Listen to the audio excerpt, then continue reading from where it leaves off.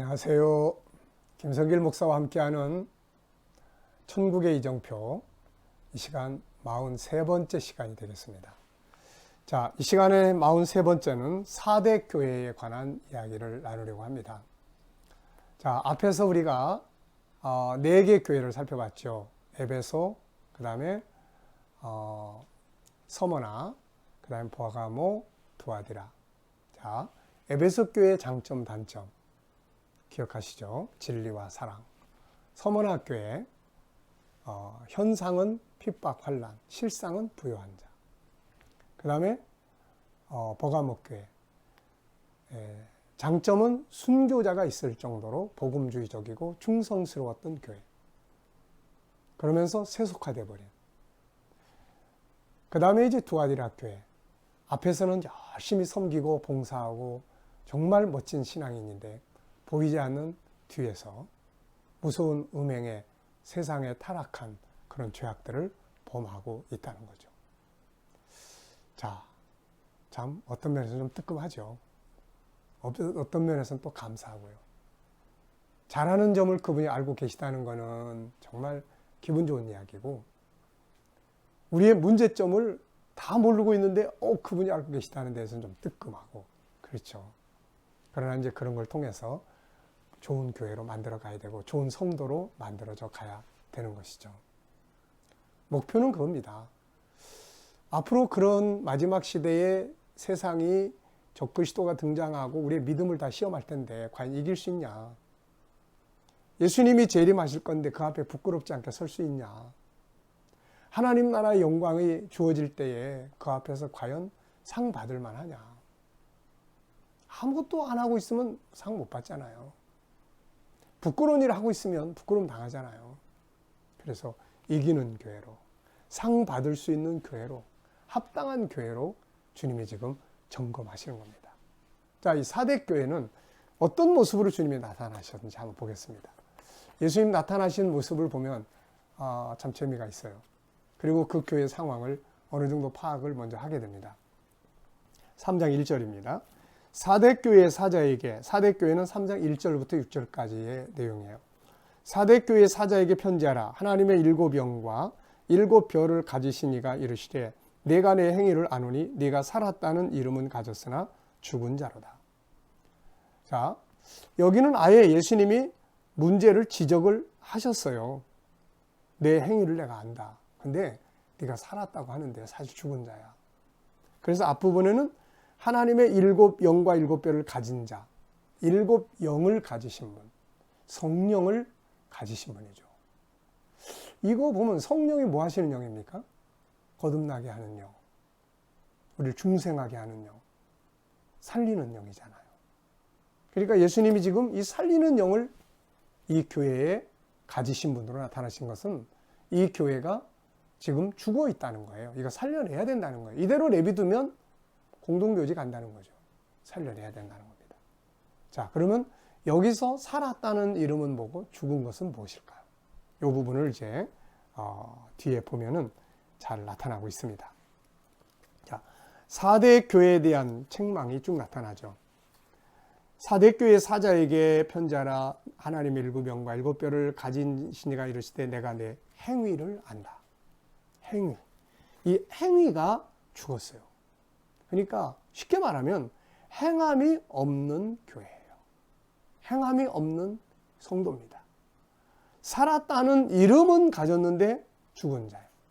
오늘날로 말하면, 쉽게 말하면 아멘은 참 잘하는 교회가 해요. 아멘. 아멘. 성경 공부 많이 해.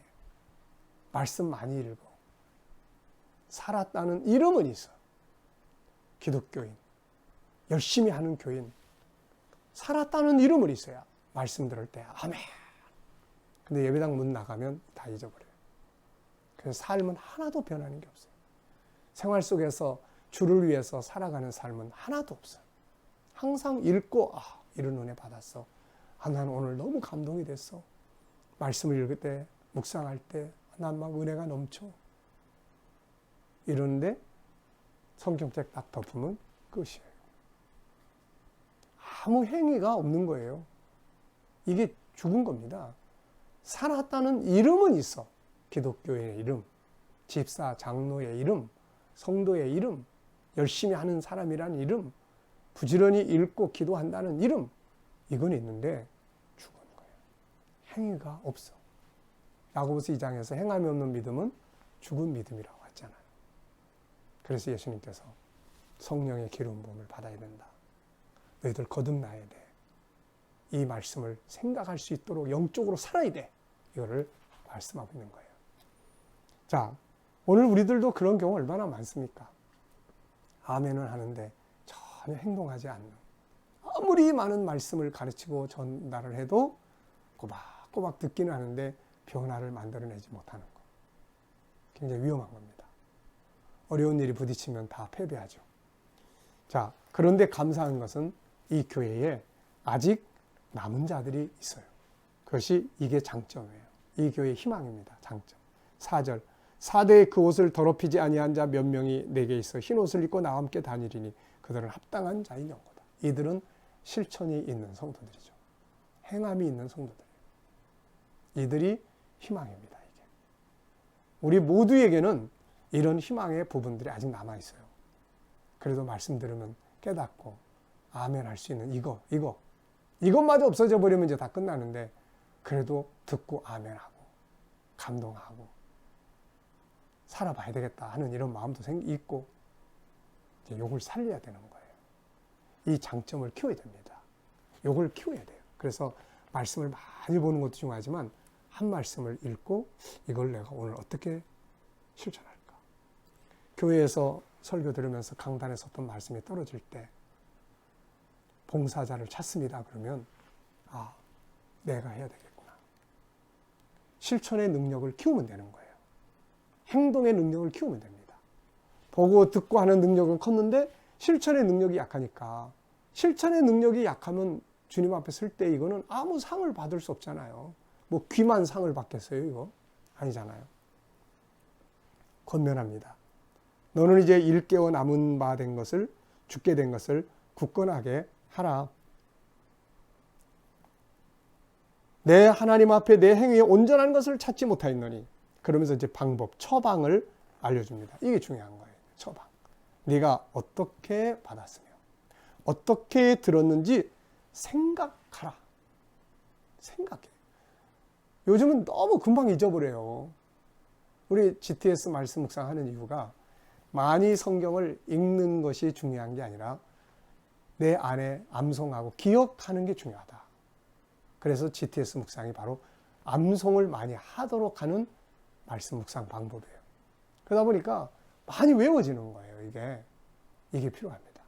생각 속에 기록이 돼야 돼요. 눈으로만 읽고 귀로만 듣고 공감하고 끝나버리는 게 아니라 어디서 들었는지, 언제 들은 말씀인지, 어떤 내용인지 그거를 생각하라는 겁니다. 이게 묵상이에요. 생각이 나야 사람은 생각하는 것만큼 행동을 하게 돼 있거든요. 생각이 안 나면 행동을 안 해요. 그러니까 말씀이 내 안에서 들은 것이 자꾸 생각이 나야 돼요. 주일날도 설교 들은 거 실천하려면 나가면서 자꾸 다시 생각을 해야 돼요. 그래야 되는데 생각이 안 나. 그럼 어떻게 행동하겠습니까, 이거? 그래서 처방은 어떻게 들었는지, 언제 들었는지, 어떻게 받았는지, 내용이 뭔지 생각해라. 그리고 그걸 지켜라. 네, 그걸 지켜라. 그렇지 않으면 도둑같이 내가 오는데 네가 그때를 모른다는 거야. 어느 때 내게 이르는지 네가 알지 못하리라. 이게 제일 무서운 거죠. 말씀을 읽고 해도 기억하지 못하고 있다면, 우리가 천국운동의 역사 공부했어도 기억하지 못하면 예수님이 언제 오실지 모르잖아요. 갑자기 그날 팍 이렇게 되면 얼마나 참 큰일입니까, 이거. 말씀 기억하는 거, 암송하는 거, 이런 거 많이 하세요. 그렇게 하고 한 가지라도 강단에서 말씀이 딱 떨어지면, 성경을 읽다가 깨달아지면 이걸 어떻게 응용을 해야 될지, 어떻게 순종해야 될지 이걸 놓고 고민해요. 뒤에 나오는 빌라델베 교회는 그런 교회예요. 말씀이 한마디 딱 떨어지면 그걸 어떻게 이룰 것인가를 고민하는 교회죠. 자, 이 교회도 역시 예수님께서 이제 약속을 줍니다. 이기는 자는 흰옷을 입을 것이고 그 이름을 생명책에서 결코 지우지 아니하고 내 아버지 앞과 그의 천사들 앞에서 시인하게 될 것이다. 이겨야 생명책에서 이름이 번쩍번쩍 빛나게 되는 것이죠. 아버지 앞에서, 천사들 앞에서 우리 주님께서 우리를 다 시인하실 때 내가 아버지 저 사람을 압니다. 저 사람 이렇게 수고했습니다. 말씀 한마디를 이루기 위해서 밤잠을 자지 못하고 고민하던 사람입니다. 저 사람에게 하나님 말씀이 들려질 때는 저 사람은 행동하는 사람입니다. 내가 압니다, 아버지. 저 사람은 상 받기에 합당한 사람입니다. 이게 영광이잖아요. 네. 근데 예수님이 아버지 앞에서 저 사람 글쎄요, 내가 잘 모르겠네요. 예수님, 내가 주님 말씀을 들었는데요. 내가 주님이 설교하실 때 그 앞에 있었는데요. 무슨 말씀하세요? 나는 도무지 모르겠다. 그래서 예수님께서도 산상수훈을 다 가르친 다음에 내 말을 듣고 지키는 자는 반석 위에 집을 지은 지혜로운 사람과 같다. 신앙은 행동입니다. 행동이, 말씀이 행동화될 때 변화가 일어나고 역사가 만들어지게 되고 상을 쌓게 되고 하나님 앞에 영광스럽게 설 수 있게 만들어주는 거죠. 이 싸움에서 말씀을 잘 기억해서 한마디 떨어지면 행동해보는 이런 삶을 통해서 영광의 상을 만들어 예비해 갈 수 있게 되시기 바랍니다. 감사합니다.